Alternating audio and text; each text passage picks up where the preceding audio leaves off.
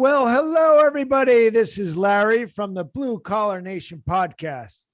And I'm here with my particular business partner, Eric Sprague, the Tech Whisperer. What's happening, Mr. Particular? Oh, you've been calling me that since college. No, ever since I learned the disc and I realized you were real anal and particular, way beyond my capacity to handle.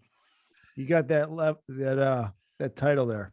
So Jim, Larry had a house, and then at the end of his street, it kind of, the road was cul-de-sac, and there was somebody who had a garage door that had come off its hinges, so the whole garage was kind of like skinny wampus. Yeah. And it was literally that way for like a half a year. And every time I'd go over to Larry's house, I'd look down the street and lose my mind because, I mean, couldn't you at least try to put it back on the rails and get it down? This is 5 houses down the street. Yeah, 5 houses. I went in and said to Larry, I'm like, I can't, I'm going to go fix that garage door myself. And Larry literally looked at me, Mr. High Eye, and went, "What garage door?" Yeah, exactly. There you go. Only you suffer with those things, right, Eric? Yeah, totally. Well, Jim, totally. I think you can relate. Oh, I do. Things like that would bother the living snot out of me. Absolutely. Yeah. I'd go fix it for him. I had to drive down the street and look for it because I didn't see it. I was driving, like, where? Oh, okay. Right. I see. It's off by 6 inches. Who cares? And it's not off by 6 inches. Okay, right, everybody. So check it out. All right, everybody. I will cop. I like things a certain way. I am particular. I'll give you that, Larry. Yeah. You benefited from that over the years in our business, by the way. Probably. Yeah. And well, yeah, absolutely. I'll give you that. Sure. Okay. All right. We got an ad here today. We got Morning Tech Meeting sponsored this podcast. And Morning Tech Meeting is a system that trains your technicians in soft skills, not skills that are technical that you teach them before they go out in the field, but soft skills that you never get a chance to teach them as a business owner. How to look Mrs. Jones in the eye, how not to walk across the lawn, how to explain the details of the job before they start. So that hold on, Larry. Time out. I'm on a roll here, you know. We have a client on the podcast. Why aren't we asking Jim, who uses our system, what he gets out of it? All right, Jim, tell us what you get out. Help with our commercial here. Yeah. So you guys are my hired gun. You guys, you get to come into my organization and help explain the things that I've said over and over and over. And we've always heard this, people need to hear something between 7 and 12 times, but there's just times where you as the owner come off a little bit differently to your team members. And so having you guys come in and speak into them is so valuable because it's little bite-sized pieces. You've got structure to your week. And so I can say the exact same things that you guys are saying, but the magic happens after the discussion, after the podcast is done. And when we hear things in the background, like one of our technicians will say, Eric was talking about the exact same thing that John talks about all the time. John's my business partner. And so he facilitates the meetings just about every day. And so you guys speak to them in terms that where it's very difficult for us to connect with the technicians. Yeah. And the thing is that it's like your uncle. You'll listen to your uncle, but you won't listen to your dad. That's right. Yep. Even Jesus said it, a prophet is not welcome in his own land. And so that's where it comes from. It comes off differently when you guys say it. It comes off more genuine. It's caring. They hear it, rainbows and unicorns break out. John and I say it. It's like thunderclaps, and people are crying in the corner. So, well, you know why that is, Jim? It's because I'm very particular about the lessons. Oh, there you go. Very good. Rainbows and unicorns. I'm going to use that. That's might be the title of the podcast. Yeah. All right, there you go. There you go. All right. Well, Larry, why don't you tell everybody how to find Morning Tech Meeting, and then let's get to Jim. So go to morningtechmeeting.com. There's all kinds of sample lessons there. Take a look, email us if you have any questions, and sign up, and we'll get you set so your technicians can benefit from the rainbows and unicorns that we offer. So back to the podcast. We have an amazing guest. If you haven't heard him, yes, we're very excited to have him today.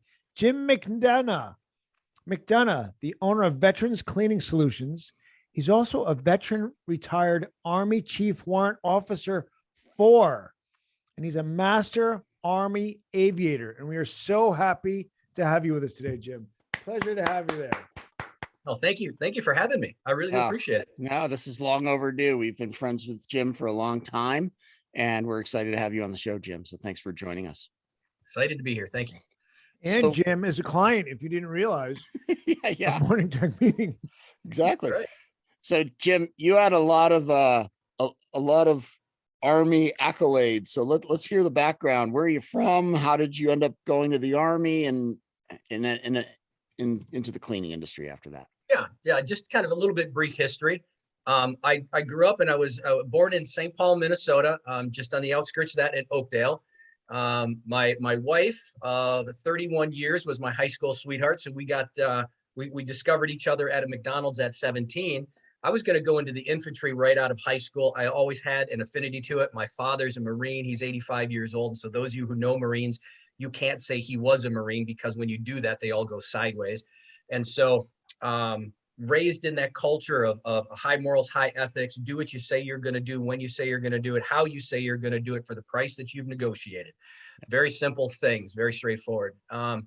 So Amy talked me into going on to aviation for a couple of years. I went to the University of North Dakota, got my private pilot's license and a couple other ratings and certificates, but I ran out of money. So I joined the Army.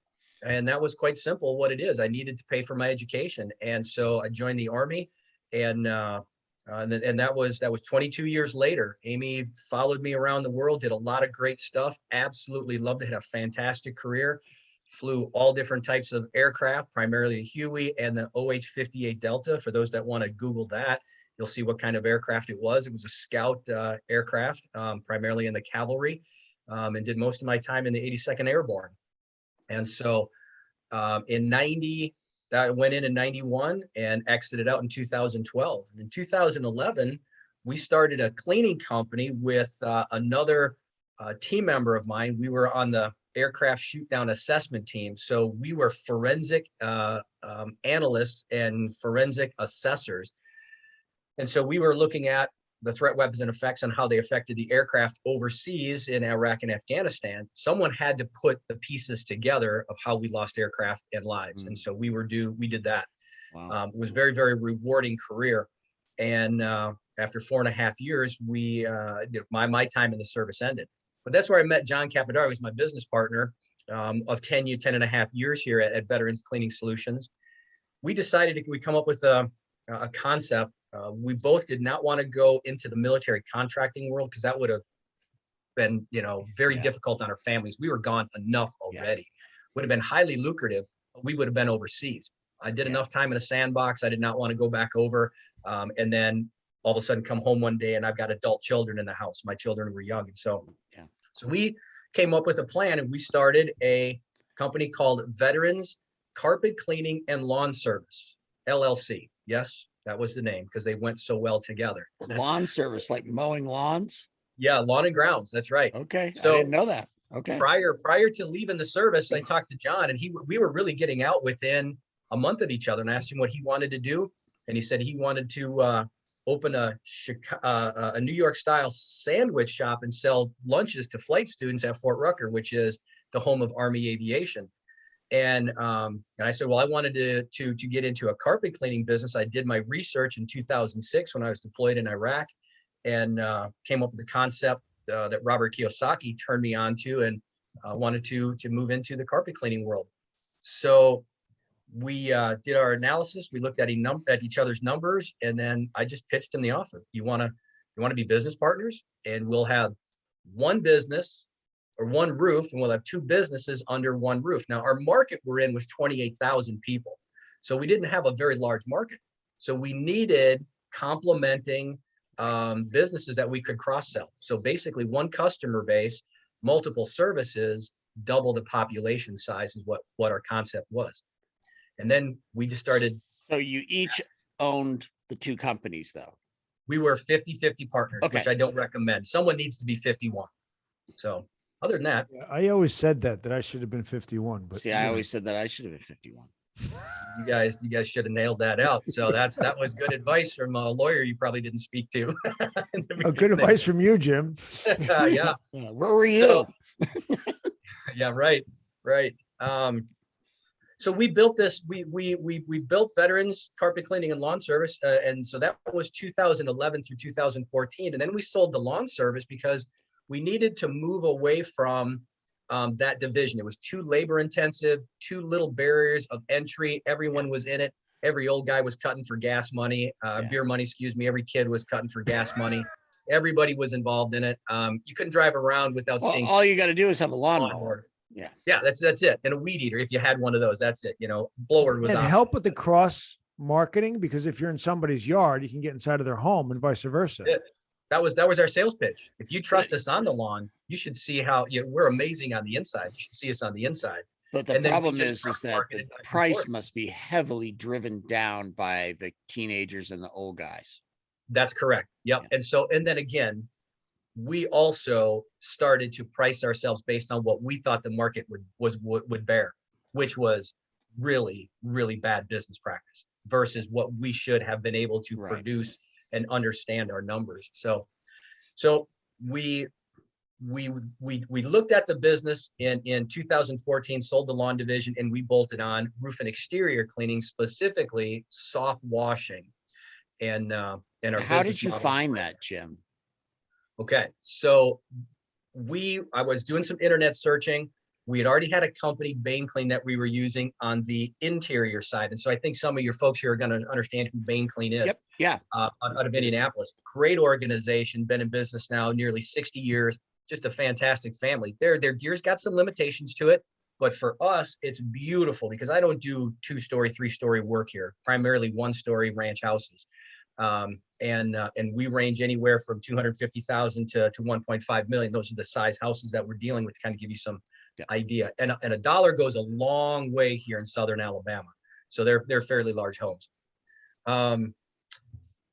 We killed a lot of plants. We were pressure washing, we were downstreaming. And so pressure washing was causing physical damage to our properties. The downstreaming and X-jetting was killing landscaping wholesale. Can you explain downstreaming and jet, whatever? Sure, X-jetting, absolutely. X-jetting, yeah. So if you're pressure washing, you can pressure wash and you're either using cold water under pressure or power washing hot water under pressure. Okay. And so you've got a large plume of water coming out under high pressure, causes lots of damage. Physically cleaning the surface can damage some of your softer surfaces.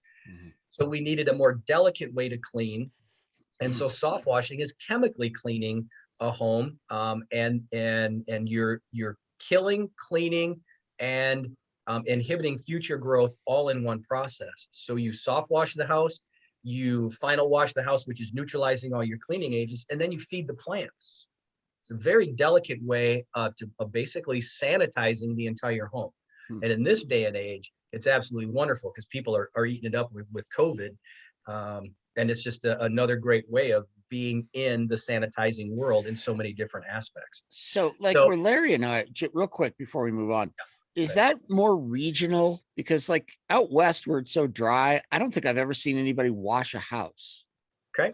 So on the West Coast and primarily on the East Coast, where you're on the West Coast there, where you're on the west side of the mountain range, very predominant, where there's moisture. And you'll notice on your homes, if you look on the north side or the west side and you have microbial growth, it's kind of a black hue and some streaks.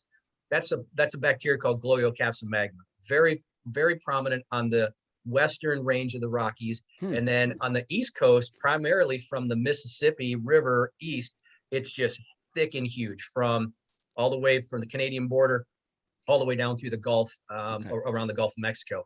It's on everything. Okay. And so if you ever watch any shows and you're looking at old historic castles and stuff like that over in Europe and you see the walls are all black, that's what we're talking about. It grows on absolutely everything. It's a decomposer. It's one of about 4,000 different decomposers. Okay. And it's just one that we pick out in our area. And it cleans up very easily, very fast. And it's our reoccurring revenue stream. Okay. Matter of fact, for textile cleaners that are out there, our homeowners are tracking this off the driveways into their homes.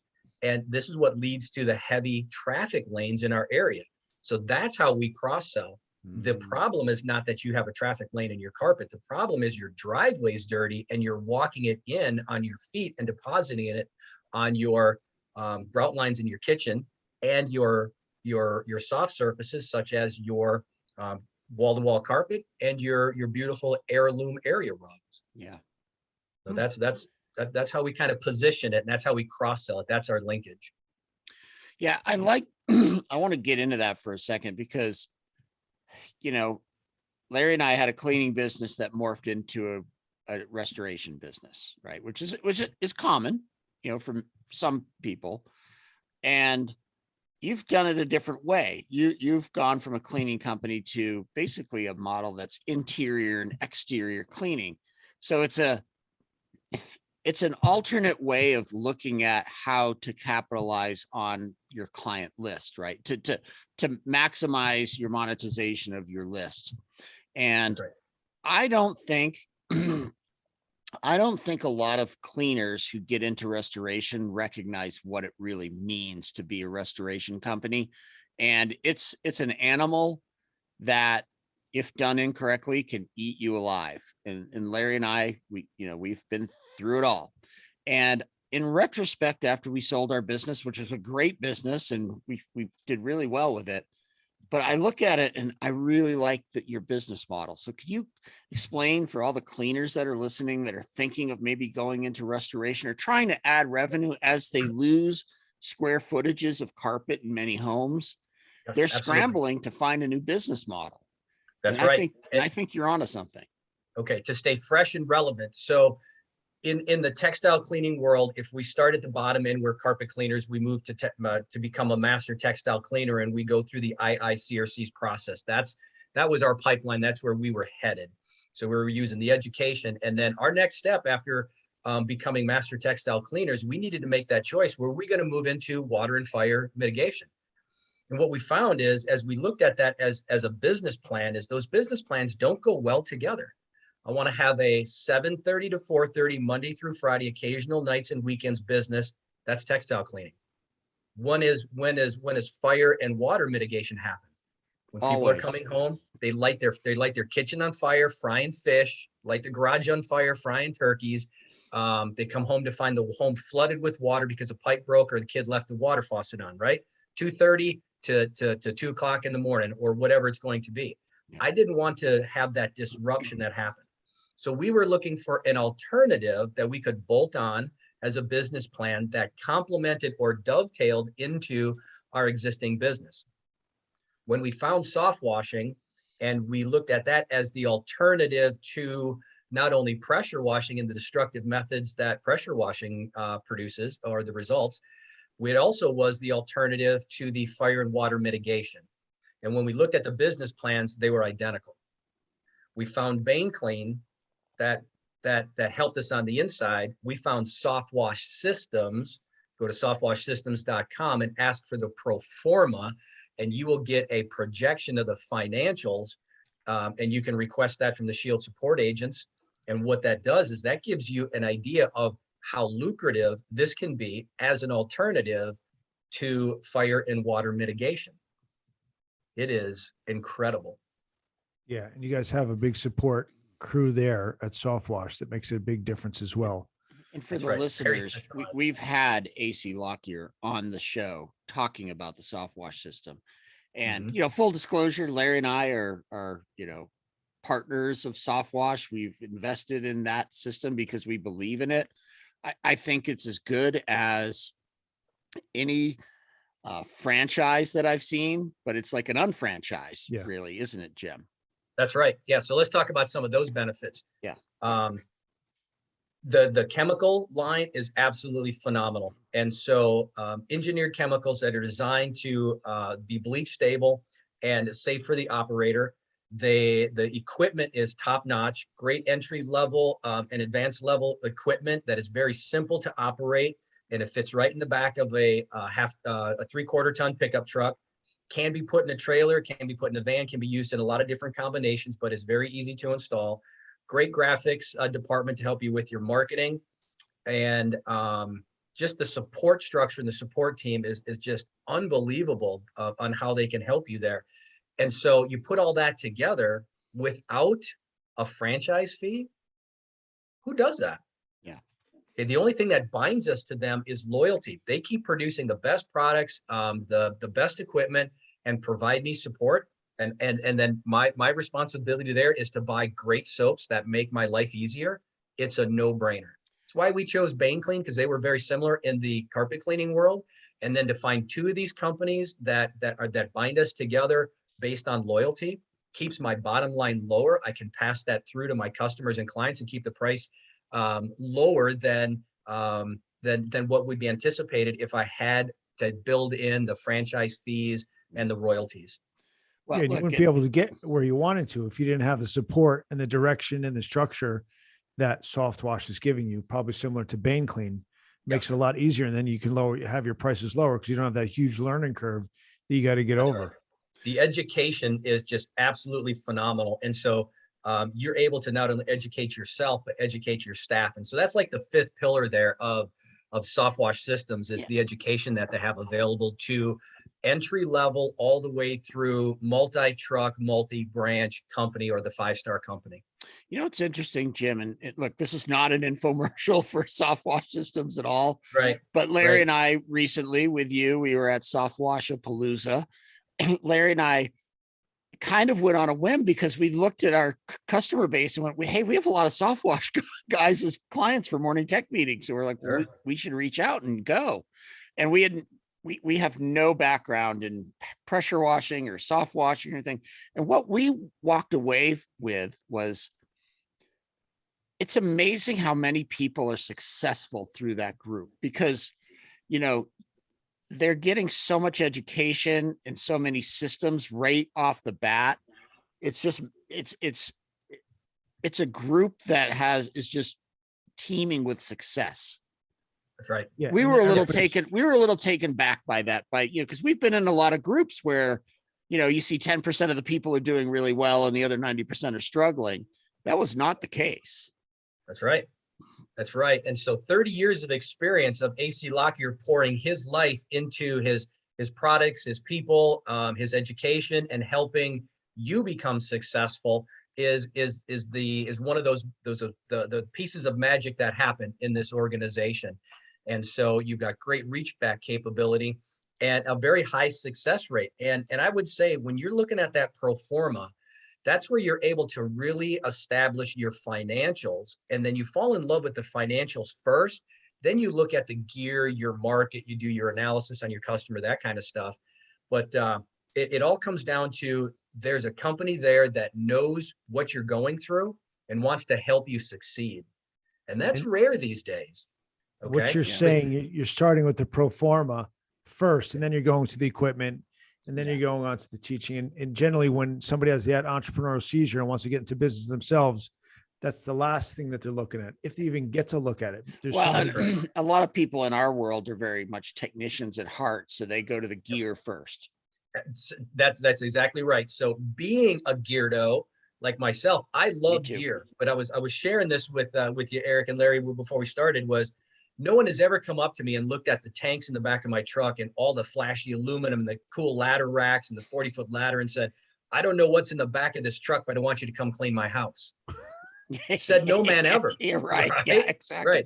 But when you put it out in combination and you've got that truck all wrapped up and all that gear is in there and you know it's safe roof and exterior cleaning, and then people realize that I need my house cleaned, and then they see that package, it instantly speaks of extreme professionalism. And that right there, from the first sight someone lays eyes on you, they go, that is not an apple or an orange.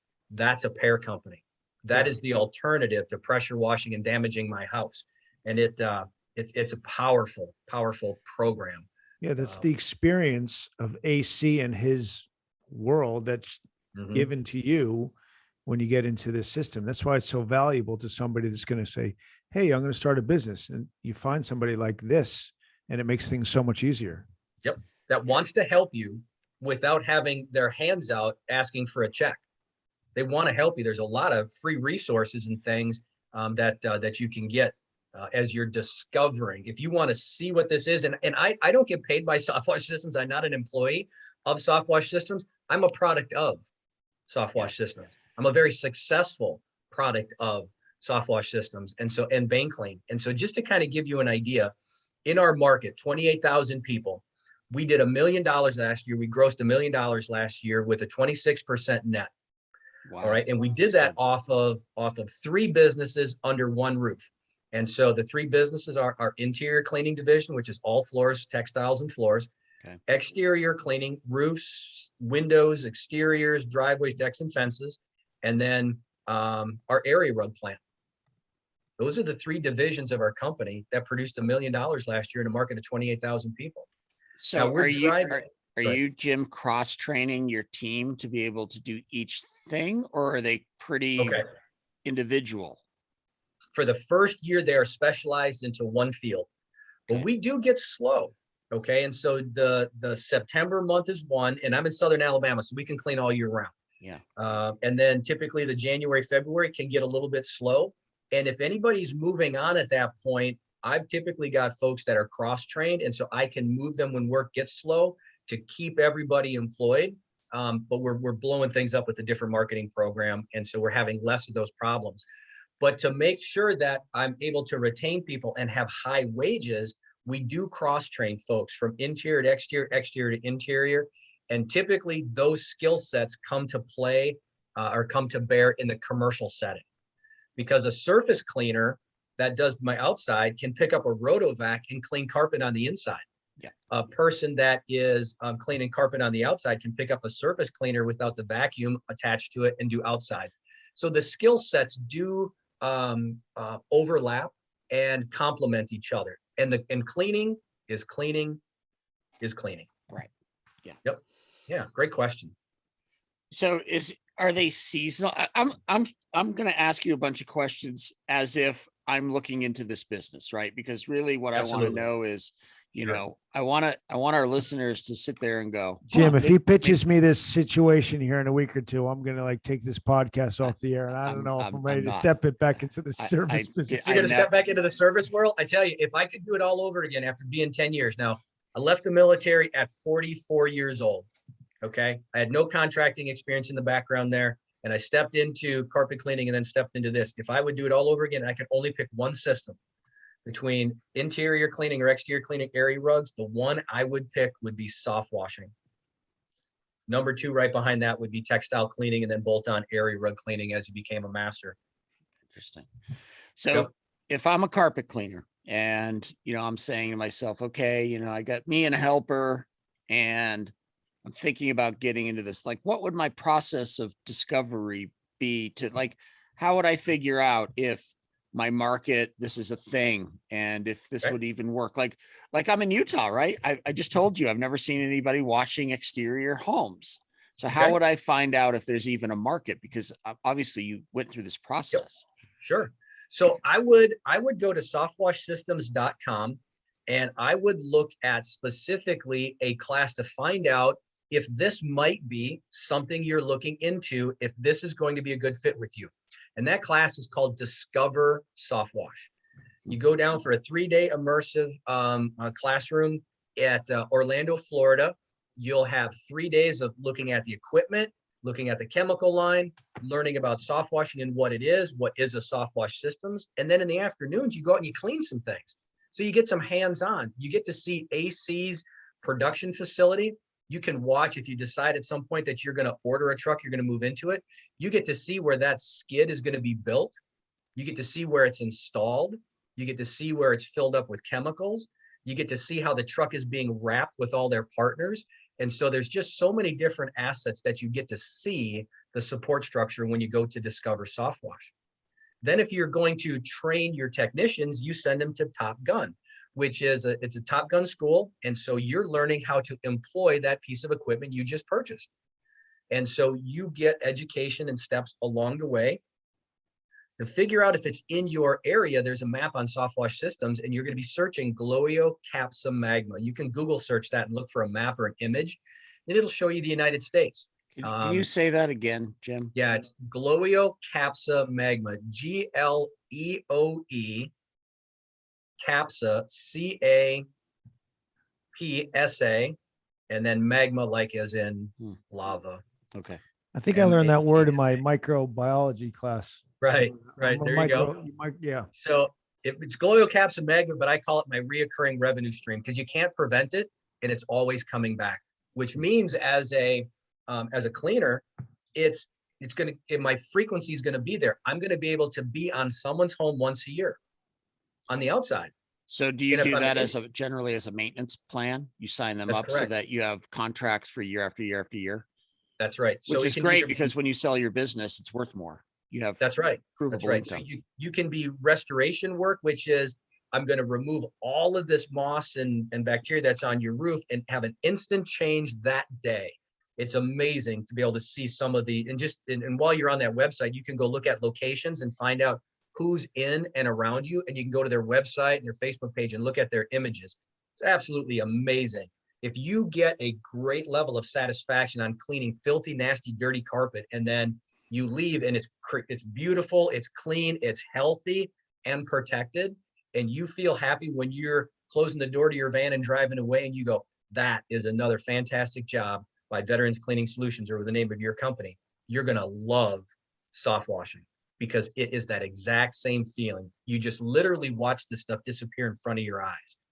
Super satisfying. I have a question about heights. So I know Larry and I, when we used to do, a lot of duct cleaning, and a lot of the dryer vents would exit on a roof, and our insurance would basically, unless we wanted to pay an exorbitant amount of money, would only allow Larry or I on the roof, which was only going to be Larry because I'm afraid of standing on a roof.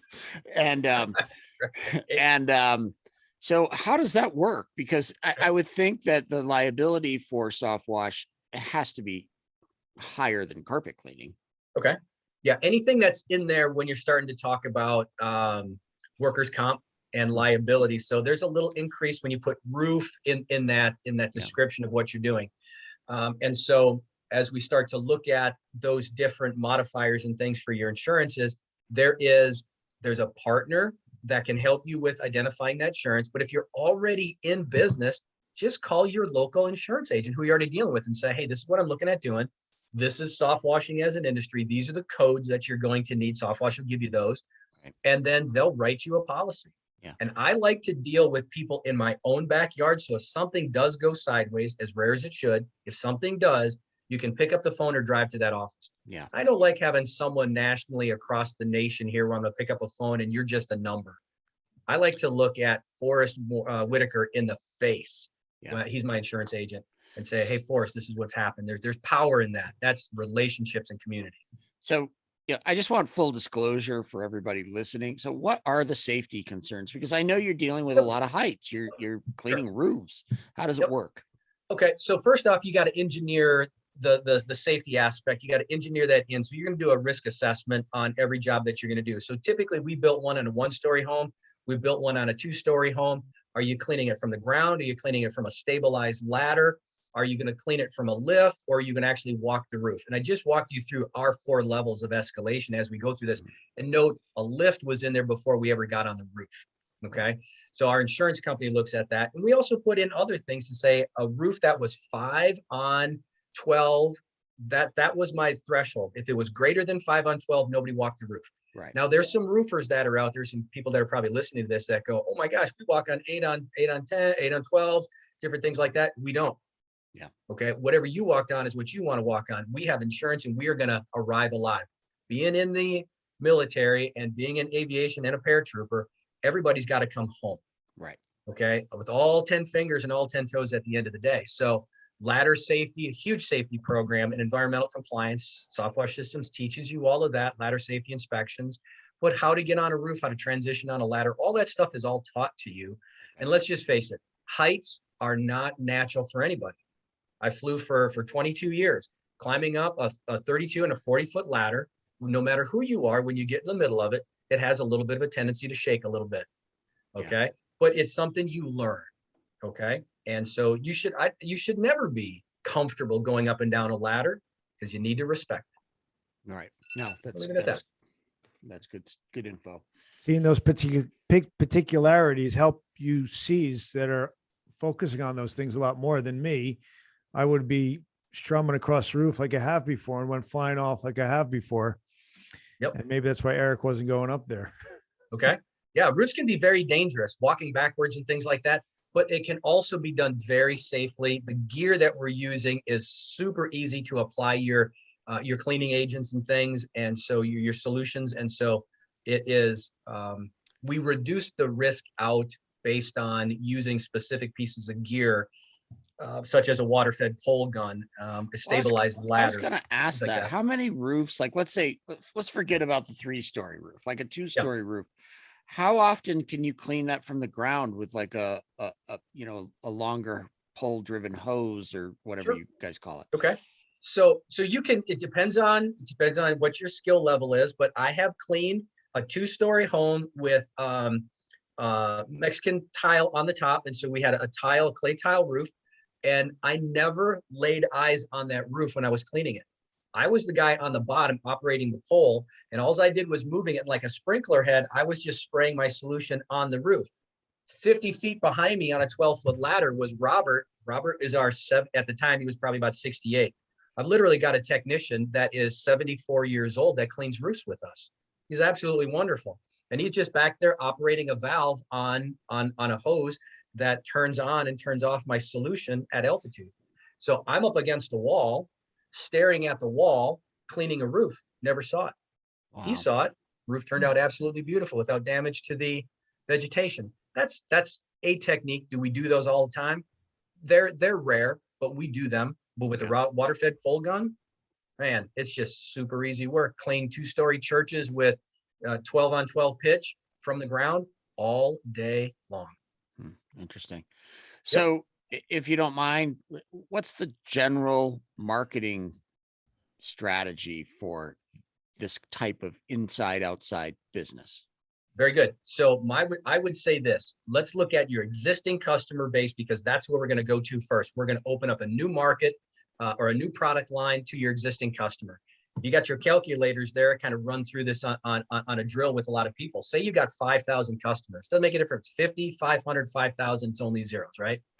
Start out with 5,000 customers.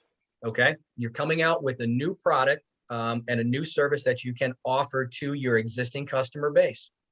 Do they trust you right now? That's the key. And all you have to do is just make that offer. You mail something to them, or you call them, or you come out and you do some demonstrations to your early adopters, and you will close 50% of your customer base in the first year by just sending out a couple of pieces of information and making a new offer to them. Sure. And so what I look at is I go back to the pro forma. And so when we're starting to look at the pro forma and having a $350 per hour, 2 technicians on a truck, 50 hours a week, Monday through Friday, 7:30 to 5 o'clock, occasional nights and weekends, but nights are very rare. And weekends aren't really even encouraged, but a single truck should bring in about $500,000 a year in a 9-month season. So that's much higher than the typical carpet cleaner truck. Oh, absolutely. And I'm telling you right now, with half the effort. Yeah, really. And that's what most guys don't get. That's why I like the pro forma. The amount of calories expended to clean for the dollars coming in are half of the carpet and textile cleaning world. That's awesome. Yeah, because I know a carpet cleaning truck are averaging 250 grand a year. Yeah. And that's working. And you're working. You are working to that's 12 like months. a dog. Yeah. Yep. Absolutely. That's really interesting. Yep. So Jim, I know I want to segue into something else, because you know, we've been in the same groups. We both have had Howard Partridge as a mentor and a coach, and you obviously got a lot of leadership training in the military. So I want to kind of segue into how you build culture in your business and lead. And I know you're essentially a turnkey business now. So I'm curious as to what that process looked like for you over the years to get there, so that other people can understand that A, it's possible, but B, how to do it. Okay, very good. So how do you build culture? First off, you have to know what you're trying to build. So defining what your end state is, or defining success, has to happen first. So to achieve success, you first have to define it. So we're Veterans Cleaning Solutions, and everybody thinks we're in the textile cleaning world. We're in the roof and exterior cleaning world. We're in the area rug cleaning world. We are not. We're in the leadership development business. And so Veterans Cleaning Solutions is a leadership development company that funds its ministry by providing essential cleaning services to those who want to lead healthier lives everywhere they live, work, and pray. I got specific words in there for a reason, because we develop leaders. If two or more gather, which is you and your one technician on your truck, when the two of you get together, you eventually have to build that person up to where they can lead themselves on that carpet van and go out and do the work, so you can go sell the work to keep that van busy. Right. You're developing a leader. Yep. Okay. And so we all are responsible for developing our inner leader. All right. And so that's a real big piece for us. It's our mindset of where we're at. It's just what we're going to do to bring the money in to be able to fund all of our life's goals and dreams. It's not about me. It's about my team. My team is my why. Right. All right. And so we're helping them through life coaching, career coaching, having a community where the life goals, the missions, the values, and the purpose of the individual are identified. They're put on the wall. We coach them to their life goals and dreams inside our framework. Yeah, it's servant leadership, Jim. Absolutely. Yeah. That's what it is. And it's very much, I don't know if you've read the book, but The Dream Manager. Mhm. I mean, it's akin to that. And, Larry and I can relate to that, because we used to say that we're a personal development company that happens to do cleaning and restoration. Oh, there you go. You and I, we've never talked about that before. Yeah. No, we used to say that to our team all the time. Guys, we are a personal development company that happens to do this for a living. Yep. Yeah, and they've never been exposed to any of these concepts, and they're just like, oh, okay. And then you push it on them a little bit and it thrives. Good. That's right. Well, I was And going to say, go go ahead, ahead. no, go ahead. No, go ahead. I would say it's not like they thrive on it, or eat it up. There is such a vacuum in most people, especially our technicians. There's just a vacuum of love in their life. Totally. Okay. And just listening to them, helping direct them, and giving a little bit of life experiences. So the apprentice master relationship is the magic of it is proximity of the apprentice to the master. Well, really, the master learns so much from the apprentice if they'll just listen. Yeah. Okay. And so that's where love happens. And coming from a culture from where I come from in my previous career, that was very difficult for me to open up and tap into those emotions that I had kind of, compartmentalized for such a long time. But people need to be listened to. People want to do good. Given the right information and the ability to make the choice, they will make the right choice. It will probably be self-serving, but if it serves the organization while it serves the purpose or the person, it's a win-win. Yeah. So, well, and people think, wonderful. People think that, if you talk about, loving on your team and connecting with them, there's a certain percentage of home services owners that they view that as weak. That's soft stuff, right? Like it's numbers and efficiency and profit. Those are a byproduct of the love, and the love can be tough love too. It doesn't mean no accountability. It means getting buy-in and then making sure everybody's doing the right stuff. It's like your kids. Right. You don't just love them, but then not hold them accountable. You do both. That's right. No, yeah, don't confuse.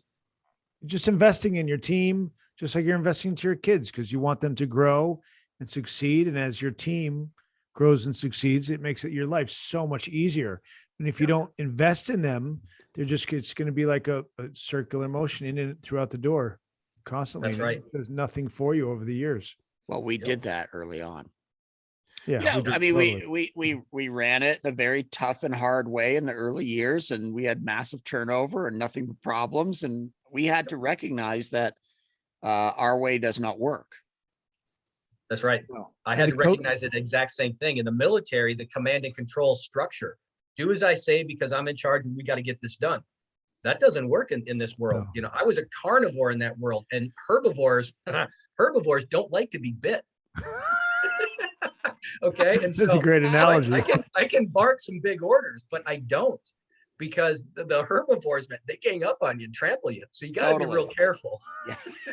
Trample on you, go away. All you got to do is all the work yourself. You know what that's happening. Oh, that's great. That's it. Yeah. No, In our coaching culture is we don't ever let kindness be confused for weakness. Because as the person who's coming into our coaching pipeline, and this starts at recruiting, by the way, we start socializing the idea with them that they're going to have life coaching, they're going to have career coaching. Otherwise, they run the risk of going 1 or 2 years on the job and never knowing how well they're doing. Yeah. Okay. And so Exactly. so we start socializing that very early, and then when we're working through these things, is we're uncovering the spots in their life that they're struggling with, not the spots that we see they need work on. We got to establish trust first. Yeah. They'll let you know where they're struggling when you do it right. When you've earned the trust, it is transformational. Yep. Well, you can't get to turnkey without that, I don't think. Absolutely. Or it's hard. I mean, Yeah. it might be Can I share a possible. quick story about Nikki? Absolutely. Oh yeah. Nikki. So you met Nikki. Nikki's our director of admin and leadership, or HR. Yeah, If we're she's great. using, yeah, she's absolutely wonderful. And then her husband, Scott, works with us, and he is the director of operations.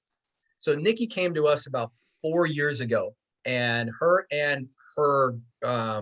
counterpart, Katie, she was our marketing director, sat John and I down, said, hey, we want to bring you to dinner at Katie's house, and we want to run a couple ideas by there. And so it was Nikki and Katie, and then Scott was there with Nikki, and Matt was there with Katie, their husbands. And we're eating dinner. I got John, my business partner, there, and so we're eating dinner. And Katie says this to me: Jim, we realize kind of where you're at. What can we do to make your life easier? Those words changed my heart forever. And I did the only thing I could do as a tough cavalryman, scout, is I set my fork down and started crying. Yep. That was magic. Somebody got it. Yeah. But I had 2 of them sitting at the table that got it at the same time. It's culture. They saw the vision. Herbivores ran you over. That's right. Yep. There you go. And no, don't. I would not say Nikki's a herbivore. Yeah, I was gonna say, yeah, Nikki's not an herbivore. That's right. At all. And so that was really big with us. And then Nikki has got it. Nikki understands it. That's why she has given up the operational side so she can focus on the people side. Yeah. And as a high strong D, if you understand what DISC is, for those that are listening in the audience here, she's a high D and a DI. And so she is able to really listen to people. Men have vision, women have insight. And she is such a better judge of character than I am, because to a fault, I will find the best in a person and think that's what they are through and through. Nikki's not like that. She'll uncover the inner demons of someone quickly that I don't ever see. Interesting. So yeah, very experienced. So then what was your process to get to your quote unquote unemployment? I had to fire myself. Yeah, exactly. I went 2 years trying to get my business partner out of the business. And so we were expanding into the Dothan market, 40 miles away from Enterprise, into 68,000 people, 70,000 people here. And I've literally moved my family here. My wife finished her master's degree. She's a licensed registered dietitian. She started working here at 2 hospitals. And so we moved here, opening the second market. Okay. That one move moved me geographically away from our office, and it forced me out of the office. That was the best thing we ever did to grow the company, because I got out of there, because I'm a D-type person. There's only 10% of us like that. And Larry already knows there's only 10% of us there. It's because in the population base, because God is merciful and people need time to be away from me. Hallelujah. Right? Yeah, right. Yeah. Jim, are you a DC? I am. I'm a DI, and my I and C are very close. So I do everything about getting stuff done. I can have fun doing it, or I can follow a checklist. I live by a checklist. I watched many men and women die by not using their checklist in Army aviation. Yeah. So I can go, but I have almost 0 S in there. So my people skills are just not there. It's taken me a long time to cultivate that and be able to visit that when I'm with someone else. Yeah, but you've worked on yourself. That's the Oh, value absolutely. of going on it, and you can help people that much more because we all have a little bit of the in us. Yep. I've sent Nikki through DISC level 1 training. She's going to DISC level 2 training. We've exposed our staff. So at Softwashapalooza, Scott and Nikki were there. At the Inner Circle Conference, Nikki and Sarah were there. She's our bookkeeper. It's something I learned in the military. If you tell somebody something, they will forget. If you give them, you write it and give it to them, they may remember. If you involve them, they will understand. Yeah. Well, That's the and huge piece. people, we always talk, they're talking about the Great Resignation now and attracting and more importantly, retaining the people that you have. You have to entrust people with their own training. How many owners go to every class and then go back and then tell everybody what they learned, opposed to sending that person on their own, because then you're feeling like you're being truly invested in by, That's right. I mean, look, we had dinner with Sarah Nicki when we were at Howard's conference, and you could see Sarah lighting up because you're sending her somewhere. Yeah. Yep. And she's learning all kinds of cool things and being exposed to what you've Really been cool exposed people. to. You guys are getting around her. So she's saying, she's like, oh, this is bigger than what I thought it was. And there's a movement happening. There's no doubt about it. When you involve your people and you get them around others that are sincere, that are moving in a positive direction in their life, like you two. You had dinner with Nikki and Sarah.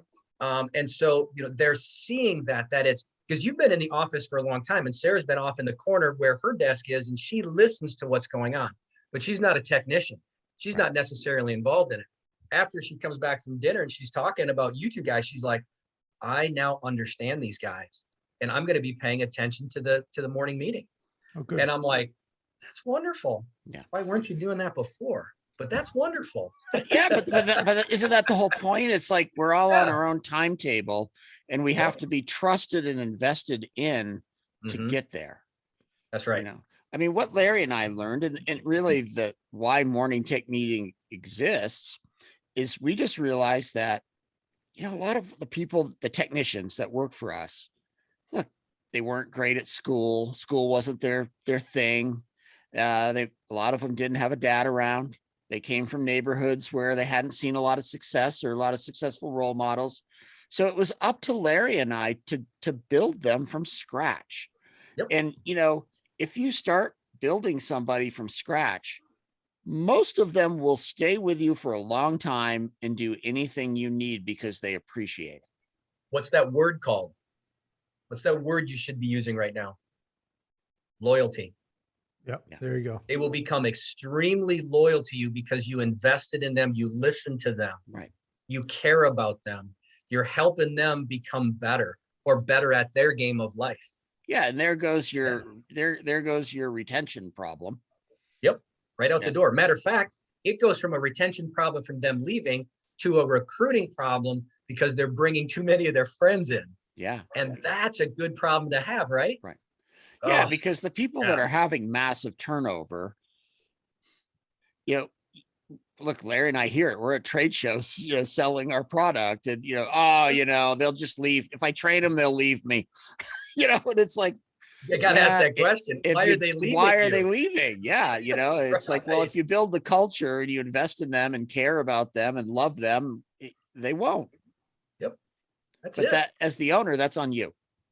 That's 100% on you. That's the one thing that you cannot take off of your job description, your PRD, and put on someone else's plate. Yeah.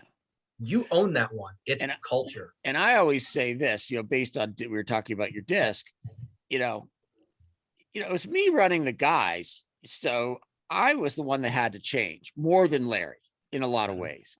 Mm-hmm. I'm a DC. I am all task. So if I can do it, anybody can do it. Okay. I really believe that. Like if I could make the change to not only do it, but love doing it, and gaining great value, Right. you know, I don't see an excuse for anybody to not do it, because That's right. I'm in theory not wired for it. There you go. And so when we say it should be easy or simple, what we're looking at in John Maxwell's book, he kind of lays it out in his book, The 360-Degree Leader, leading from anywhere inside the organization. So if those that understand DISC or Myers-Briggs, and you look at a formation, you've got a commander typically up front leading from the front. You've got a person that's calling cadence on the right side of formation, keeping everybody in lockstep. That's your C-type person. You've got an I that's in the middle of the formation who is having fun. This is your fun center of gravity that's in the middle of the formation cutting up. But those are your informal leaders, and you better pay attention to who the personalities are inside the formation. And then on the very backside, you've got the first sergeant who's walking around in the backside. He's herding cats. He's keeping everybody in line and keeping everybody up in the formation. And so anybody can lead. You just have to figure out from which position you lead your organization from within the formation. And John Maxwell, I think, does a really good job laying that out in his book, 360-Degree Leader. Oh, that's awesome. Well, yeah. I think we've given Jim, everybody a lot to digest. So we're not going to keep you all day long. We know you're a busy guy. No worries. You're lucky you're recording this. There's a lot of information that comes out. I know that. So yeah. So when we saw you at Softwashapalooza, I just wanted to have you on to talk about this kind of, I call it new. I don't know how new it is, but I don't think it's all that prevalent that people are doing this interior exterior business model. And I just think it's the future. It's just an alternative. It's an alternative that goes together better. I've got a gentleman that is in enterprise with us. Matter of fact, he and I met each other in Korea at Camp LaGuardia in 1991. We were both E2s, and it was my first assignment. And Scott Pittman's his name. And Scott was a crew chief for the UH-60s. I was an Aero Scout observer, navigator, forward observer in a OH-58. So a little bit different aircraft, but we were in the same organization. We had followed each other's careers and gone to a lot of the same locations. And I've known Scott for 20 plus years. He retired out as a first sergeant. And he came to me about 4 years after he retired. And he said, I really like what you guys are doing. I'm thinking about going into fire and water mitigation. And I said, that's great. Tell me what's attracting you. And he said, I don't want to be in a 9-to-5 job. He goes, I like the spur of the moment being in it where I get the call and I got freedom. I can go wherever I want to do. And I said, that sounds great. I will send you all of my fire and water mitigation work because I don't want that lifestyle. Yeah. He says to me, he's like, I don't like to have cleaning. I hate cleaning carpet. And I said, well, why don't you send that to me? We have this beautiful strategic relationship where we send him all the fire and water mitigation work that he can handle. Anybody that calls us, we're like, call Scott Pittman at Paul Davis Emergency Services. He bought a franchise. Yeah. And then he does all the work that he gets. And he's like, hey, you need to call these folks. They got carpet cleaning. Also, they also got roof and exterior cleaning. And so you tap into so many other trades that you wouldn't get if you were just a textile cleaner. You get the folks that are doing tree trim work that call you about the roofs. You get painters that call you about prep work to get all of the microbial growth off the house before they repaint it. Concrete companies, just all the different trades that fall in on top of you on those two industries when they're dovetailed together are absolutely phenomenal. Interesting. Yeah. All right. Well, Jim, thank you. I would like, if you want, let people know where to find you, to reach out. If you want to pitch anything, now is the time. So I don't necessarily need anybody to reach out to me. I'm not trying to sell anything. Right. Yeah. I don't have anything to pitch other than I believe that we are a product of Howard Partridge's Inner Circle. Okay. If you need coaching, that is the place to go, because no matter what you're doing in what other industry, doesn't make any difference. The coaching programs give you the marketing, the sales, the administration, and the management side. Operationally, you probably already have that covered. If you're looking at going into the roof and exterior cleaning world, softwashsystems.com. Carpet cleaning, if you're looking at the most economical and eco-friendly systems that are out there, They're not the most powerful systems in the world. However, BaneClean at baneclean.com. And then if you're looking for local business coaching and some advisors, your small business development center in your local area, just search America's SBDC. You'll find a local branch by you. These are all resources that you can pull in that will help you grow your business. They're wonderful, wonderful people. I'm a product of all four that I just said. No, that's awesome. That was powerful. Yeah. That's very true. All right, Jim. Well, thank you very much. And I hope everybody who listens at least considers, especially if they're in the textile cleaning world, considers looking at this as an alternative mode of, That's right. of doing Just let business. them know that Jim McDonough sent you. That's all I say, is because as business owners, we always want to know how we hear about something. How did someone hear about our companies? Just let them know. That's it. I don't get anything for it. Okay. And so I just like AC to know that I'm always out here promoting him because I believe in the system he has, because it'll benefit your listeners today. Right Thank on, you. Jim. You are a Yeah. wealth of information. You obviously have studied your business over the years, and you're totally dialed here. And it's wonderful to have you. And I know that our listeners benefited dramatically. So it was very cool. Yeah, thank you for having me. Thanks, Right Jim. on. Well, we will see you on the next episode. Take care.